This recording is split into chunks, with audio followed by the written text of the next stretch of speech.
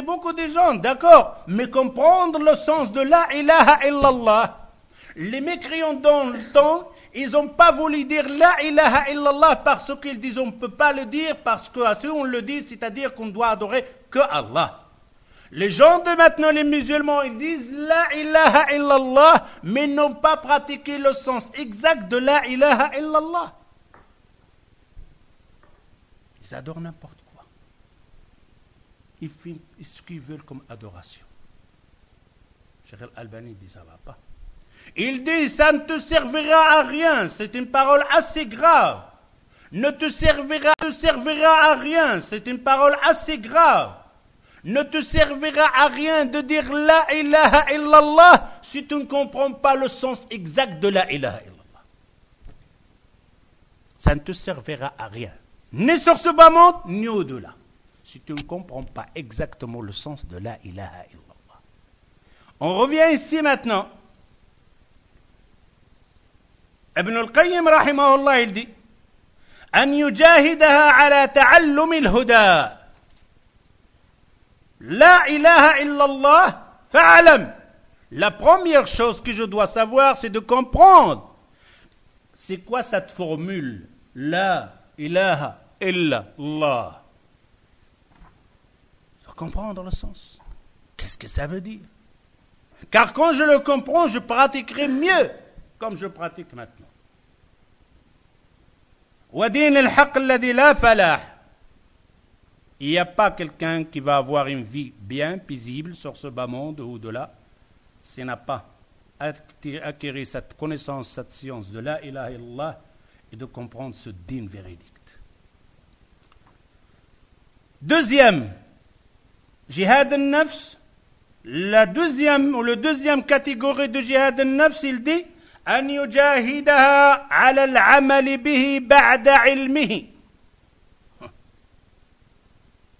Deuxième catégorie, de pousser cette âme, cette nafs, de pratiquer, de faire en exécution cette science qu'il vient d'acquérir.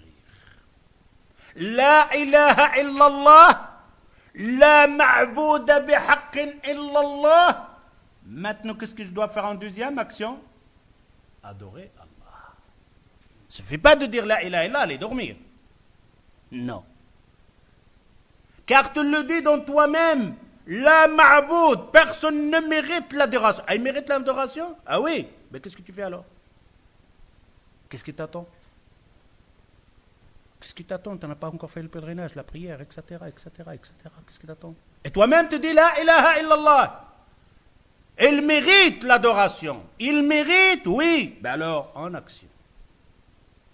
Cheikh Al-Albani, il dit une phrase magnifique aussi. Il dit beaucoup de gens de Talabat al-Ilm, c'était bien dans les années passées, de faire comprendre aux gens. Ma ma'na la ilaha illallah. La ma'bouda bihaqqin illallah. C'est bien d'apprendre ça. Il dit malheureusement, ces Talabat al-Ilm, ils ont resté sur place. Ils patinent. La ilaha illallah, la ma'bouda bihaqqin illallah. Mais quand tu leur poses la question comment adorer Allah Azza wa Jal, comprendre comment adorer Allah Azza wa Jal, ils ne savent absolument rien. Et que tu expliques le ma'na de la ilaha illallah, quand tu lui dis fais-moi ghusl janaba, c'est quoi ghusl janaba? On fait comment ça? Et lui il apprend aux gens la ilaha illallah. Et qu'est-ce que tu comprends de la ilaha illallah? Ah ben il y a un Dieu que Allah. Non, c'est faux. La ilaha illallah, la ma'bouda bihaqqin illallah. Magnifique. Montre-moi la prière après. C'est quoi? Comment faire arranger ta prière quand tu es... Je sais pas. Magnifique ça. Cheikh Al-Albani, il dit non, il ne faut pas rester dans le mot la ilaha illallah. Qu'on comprend, ça veut dire la ma'bouda bihaqqin. Encore, il faut comprendre comment l'adorer et l'adorer. Allez chercher cette connaissance de l'adoration aussi. J'ai compris que nul ne doit être adoré qu'Allah, d'accord. Mais comment adorer Allah Azza wa Jal aussi, c'est une connaissance que je dois acquérir. Alors il dit, al-martaba al-thaniya, an yujahida ala ad-da'wati ilayhi wa ta'limihi. عفوا المرتبة الثانية أن يجاهد على العمل به بعد علمه وإلا فمجرد العلم بلا عمل إن لم يضره أو يضرها يعني النفس لم ينفعها. Il dit car acquérir une connaissance, une science, mais tu ne mets pas en exécution cette connaissance, si cette connaissance ne te fait pas de mal, mais ne te fera pas de bien non plus. La science que tu apprends maintenant, les paroles que tu comprends maintenant, si tu ne les mets pas en exécution directement, cette science, elle ne te fait pas de mal, et nous on sait que ça va te faire de mal. On sait que toute séance que tu as faite, que tu as acquérie, ça va te faire de mal. Peut-être pas pour ce moment, mais au-delà. لا تزول قدم عبد يوم القيامة حتى يسأل عن أربعة ومن بين هذه الأربعة عن علمه ماذا عمل به. Parmi les questions qu'Allah Azza wa Jal nous posera, les 4 questions avant qu'on bouge, cette connaissance, cette science, qu'est-ce que tu as fait avec? Alors, acquérir une connaissance, une science, aller se déplacer, apprendre un dars, et je le mets dans mon terroir, mais je ne le mets pas en pratique, on ne t'avancera à rien. Inutile, tu as perdu ton temps. Dans le jihad al-nafs, regarde le jihad al-nafs, la pousser à aller s'asseoir, apprendre. Et c'est difficile déjà, la pousser, le ramener pour aller apprendre, c'est difficile. Il a acquis cette connaissance, il a compris les interdictions de Allah, les interdictions de son prophète sallallahu alayhi wa sallam. Je dois maintenant la repousser à un effort de mettre en exécution ces ordres de Allah et de la pousser de s'éloigner de ces interdictions de Allah. Un effort. Al-martaba al-thalitha, le 3e degré de jihad al-nafs, أن يجاهد على الدعوة إليه وتعليمه من لا يعلمه وإلا كان من الذين يكتمون ما أنزل الله من الهدى والبينات ولا ينفعه علمه ولا ينجيه من عذاب الله. Ça aussi c'est difficile. De pousser cette âme, cette nafs, cette personne, de transmettre cette connaissance. De propager cette connaissance qu'il a appris dans ses enfants, sa famille, dans sa rue, etc., etc. Quand je dis transmettre, ne faites pas c'est pas cela. Je ne parle pas de sahab dawa, de sortir 40 jours, etc. Ou 30 jours, ou quoi que ce soit. Non, c'est chez toi à la maison. C'est ton voisin, ton ami au travail, ta famille, tes proches, et ainsi de suite. Tu propages. Car si tu ne propages pas cette connaissance, tu seras parmi les gens qui a caché la religion de Allah Azza wa Jal, qui a stoppé la religion de Allah Azza wa Jal. Et ça, c'est un amana qu'il faut le transmettre de génération en génération. Si jamais tu ne transmets pas ce message, cette religion, tu seras au jour du jugement puni et châtié pour ce que tu as fait. Qu'est-ce qu'on comprend ici? Ça devient un peu compliqué ces choses-là. Je préfère aller faire le djihad dans ce chantier là, sur les bombes là. Ça sera plus facile. Et les gens ils ont compris que ça c'est le plus difficile.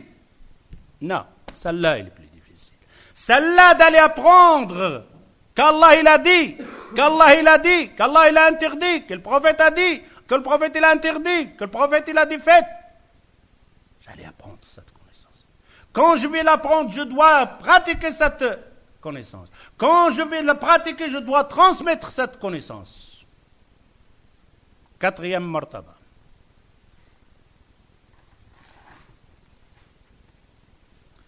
أن يجاهدها على الصبر على مشاق الدعوة إلى الله. Alors là, encore c'est difficile.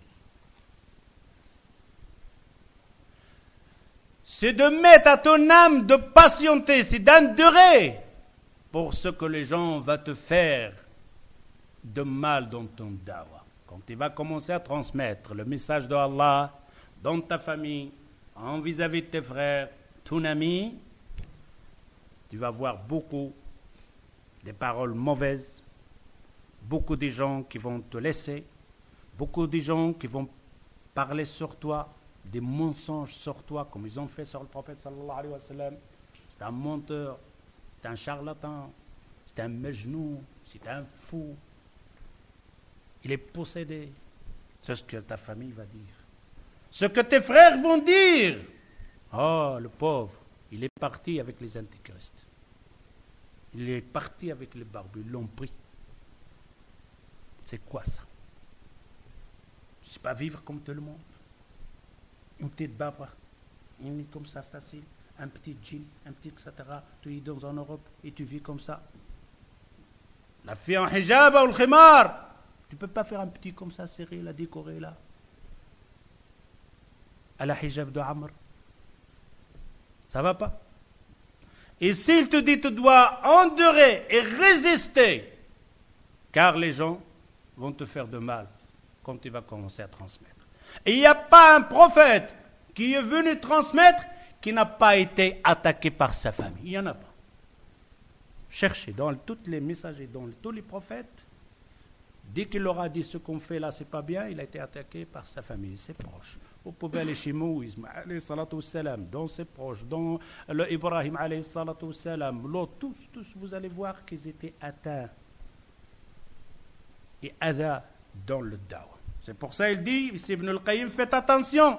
Et se fait pas de dire, je vais aller faire dawa, que tout le monde va m'applaudir. Il va me dire, bravo.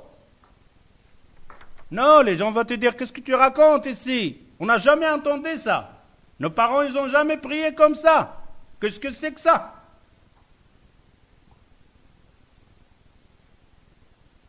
أن يجاهد على الصبر على مشق الدعوة إلى الله وأذى الخلق ويتحمل ذلك كله لله فإذا استكمل هذه المراتب الأربعة صار من الربانيين فإن السلف مجمعون على أن العلم لا يستحق أن يسمى ربانيا حتى يعرف الحق ويعمل به ويعلمه فمن علم وعمل وعلم فذاك يدعى عظيما في ملكوت السماوات. Il dit quand tu fais les 4 catégories ici de djihad al-nafs, tu deviens rabbani. Comment? Qu'est-ce que ça veut dire? On dit alim rabbani. Alim rabbani, c'est-à-dire il parle donc قال الله قال الرسول. Il ne te ramène rien que le Coran et la sunna sahiha du prophète sallallahu alayhi wa sallam. Il dit, il devient rabbani, toute personne qu'il a appris la connaissance, la science de ce din, qu'il a pratiqué cette science de din, qu'il a transmis ce din, il devient rabbani. S'il manque une de ces catégories-là, tu ne te resteras pas ou tu ne deviens pas rabbani.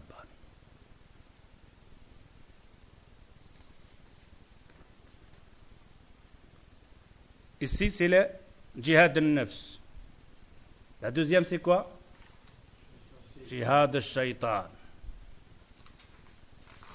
Djihad al-nafs en 4 catégories, c'est quoi? Apprendre, pratiquer, transmettre, endurer ce que tu vas transmettre. On retient ça. Si on retient, on fait quoi ce moment-là? On va le faire.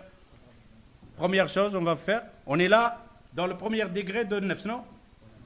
La deuxième, c'est laquelle qu'on va faire quand on va sortir d'ici? Magnifique, alhamdulillah, ça va.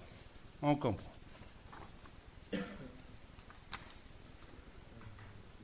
وأما جهاد الشيطان فمرتبتان. Jihad du shaitan ne passe pas au combat du shaitan si tu n'as pas fait les 4 qu'on avait